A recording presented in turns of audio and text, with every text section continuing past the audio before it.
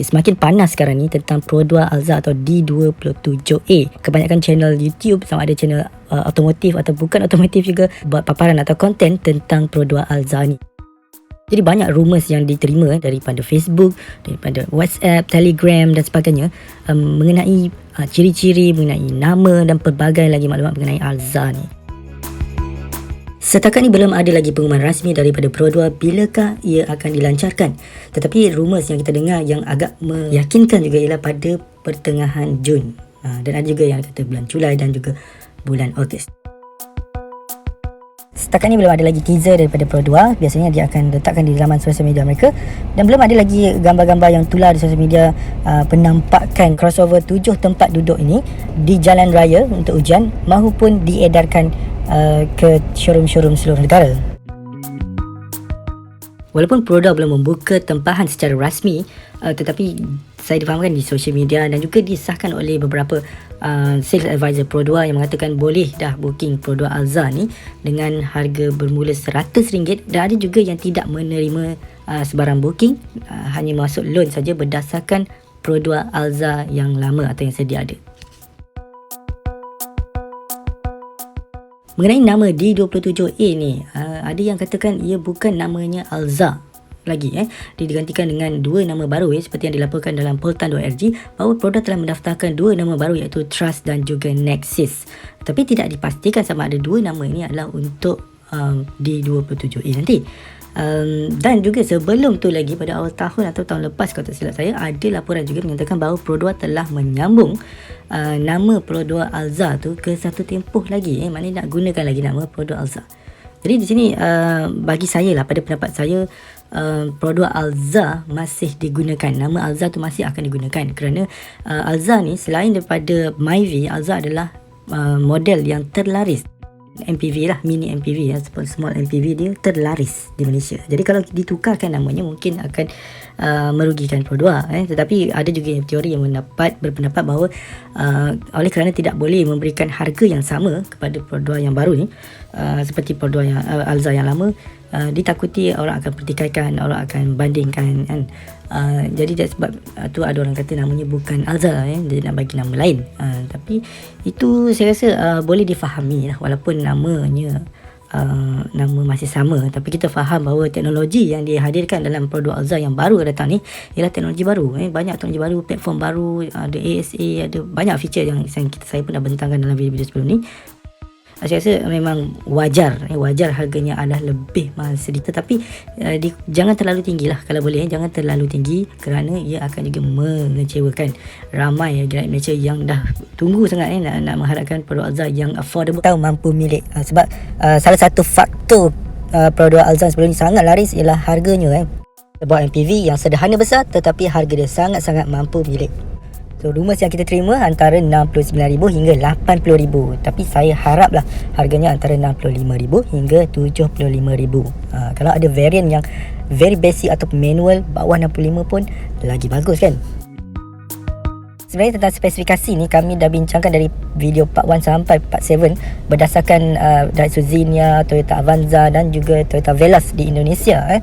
Cuma ada beberapa spesifikasi yang kami tak pastilah sama ada produk akan menawarkannya atau tidak dalam produk Alza D27A. Tetapi berdasarkan rumours yang baru-baru telah tersebar, tak pasti betul atau tidak, dan ada di laman-laman web portal kereta, terjawablah persoalan saya. Yang antaranya ialah Adaptive Cruise Control dan juga Lane Keep Control, yang mana berdasarkan rumor yang boleh dipercayai dalam laman web tersebut, ada ditawarkan Lane Keep Control dan Adaptive Cruise Control untuk varian tertinggi iaitu varian AV. Kerana berdasarkan tinjauan kami dalam video yang sebelum ni, Xenia, Veloz dan Avanza spek yang tertinggi di Indonesia tidak ditawarkan ACC dan juga Lane Keep Control. Jadi sebab tu saya letakkan tanda soal di situ, adakah Pro 2 akan menawarkan. Jadi berdasarkan rumor mereka kata ada. Jadi ini tak mustahil sebab berdasarkan Ativa menawarkan spek yang lebih tinggi daripada Rise dan juga Rocky. Contohnya macam dashcam, front sensor parking, central lock, yang mana tidak ditawarkan dalam Rise dan Rocky di Indonesia. Seterusnya yang jadi persoalan dalam video kami yang lalu iaitu full TFT Digital Instrument Cluster, di mana hanya Veloz saja yang menawarkannya dan Avanza Xenia high spec memang tidak menawarkan full digital meter cluster ni. Berdasarkan rumours yang kita terima, Alza D27A akan menerima full digital meter cluster untuk varian AV, dan ianya sama macam dalam Ativa AV dan juga H. Cuma ada satu design ni akan berbeza sikit dengan Ativa. Bagi mereka yang biasa dengan produk Ativa, dia tahulah apa yang saya katakan ni. Kemudian dari segi head unit dengan Apple CarPlay dan Android Auto tu hampir confirm lah memang dalam Alza ni ada, sebab banyak sangat rumours ataupun kat portal-portal kereta yang mengatakan memang ada Apple CarPlay dan Android Auto dalam Alza D27A nanti. Dan saya harap juga ada display di bahagian tengah seperti mana Alza AV yang sebelum ni, kerana dalam Xenia dan juga Avanza tidak ada, hanya Veloz saja yang ada monitor atau display di bahagian tengah. Mengenai DVR ataupun seat kulit, saya rasa memang hampir confirm lah Alza AV nanti akan ada dua benda ni.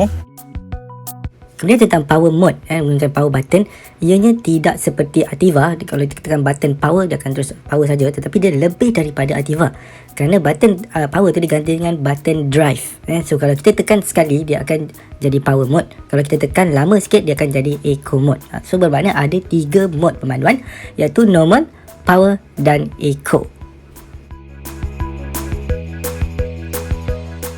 Dan satu lagi features yang kami tidak pasti sebelum ni dalam video yang sebelum ni ialah electronic parking brake dan auto hold. Adakah ia dalam produk Alza D27A nanti? Berdasarkan rumours yang kita lihat di portal kereta, menyatakan bahawa Alza akan ada fungsi ini. Untuk variant AV ada electronic parking brake dan juga auto hold seperti mana dalam Toyota Veloz. Kemudian satu lagi yang menjadi persoalan sebelum ini ialah adaptive driving beam atau adaptive high beam dan juga sequential signal, adakah ditawarkan dalam produk Ativa D27A. So berdasarkan rumours yang kita terima, yes, Alza akan menerima ADB, AHB dan sequential signal. Mengenai enjin, ya sebelum ni kita jangka tidak ada turbo lah. Enjin yang sama dengan Xenia, Veloz dan juga Avanza di Indonesia. Dan kemungkinan kata saya sama dengan produk Arus dan juga Toyota Rush, enjin yang sama, tidak ada turbo. Walau bagaimanapun, ini adalah berdasarkan rumours-rumours yang telah dipaparkan di laman-laman otomotif, portal otomotif yang terkenal, seperti macam pandu laju, Poltan dan sebagainya. Tetapi yang rasminya tetap lagi kita nantikan daripada Pro 2. Saya harap mereka akan memberikan sedikit clue bila akan dilancarkan, apakah kemungkinan spesifikasi dan yang paling penting sekali harganya. Jadi itu saja video untuk pada kali ini tentang Pro 2 D27A atau Pro 2 Alza 2022 yang semakin hangat diperkatakan. Terima kasih kerana menonton, dan kepada anda yang belum lagi subscribe channel kami jemput anda untuk subscribe. Terima kasih kerana menonton. Assalamualaikum dan salam sejahtera.